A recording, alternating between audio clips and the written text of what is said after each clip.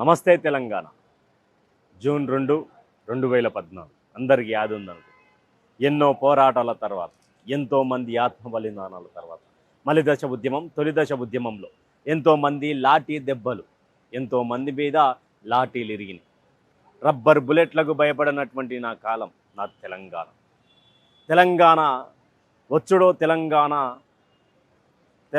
వచ్చుడో మనం సచ్చుడో అన్న కార్యక్రమం ఎంత పెద్దగా కేసీఆర్ తీసుకున్నటువంటి ఒక నియమం. తెలంగాణ కోసం తొలి దశ ఉద్యమంలో ఎంతోమంది అమరవీరులు చనిపోయినటువంటి నైజాం సర్కార్ను కిందకి పడేసి తొక్కినటువంటి నా తెలంగాణ. సూరవరం ప్రతాప్ రెడ్డి, చాకలేలమ్మ, కుమరం భీం, దొడ్డి కొమరయ్య, ఎంతోమంది చెప్పాలి అంటే ఎంతోమంది నా తెలంగాణ కోసం పోరాడు.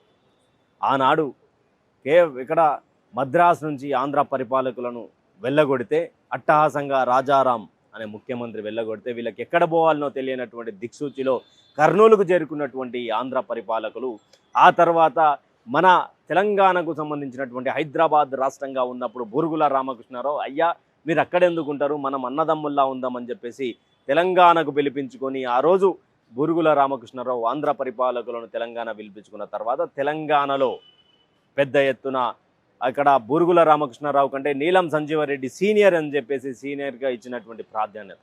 ఇది తెలంగాణ అంటే మా స్వార్థం మాకుండదు, పక్కనోడు బాగుపడితే మేము కూడా బాగుపడతామనే ఒక కాలం అది.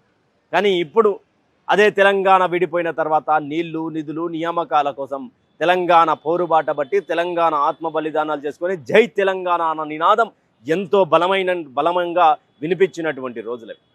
2009 శ్రీకాంతాచారి మరణం తర్వాత కానిస్టేబుల్ కిష్టన్న బుర్ర దగ్గర గన్ను పెట్టుకొని జై తెలంగాణ నినాదించుకుంటూ, ఒకవైపు ఎల్బీ నగర్లో శ్రీకాంతాచారి జై తెలంగాణ అన్న నినాదం ఇచ్చుకుంటూ, నా తెలంగాణ వస్తే బాబాసాహెబ్ అంబేద్కర్, నా తెలంగాణ వస్తే నా ఉద్యోగాలు నాకు వస్తాయా, బాబాసాహెబ్ అంబేద్కర్, నా తెలంగాణ వస్తే నాకు నీళ్ళు వస్తాయా, నిధులు వస్తాయా, నియామకాలు వస్తాయా అంటూ కూడా జై తెలంగాణ అన్న నినాదం ఇచ్చినటువంటి రాష్ట్రం ఈ తెలంగాణ. ఎంతో మంది ఆత్మ బలిదానాలు చేసుకున్నటువంటి రాష్ట్రం మీద ఈరోజు అస్తిత్వ పోరాటం మొదలవుతుంది.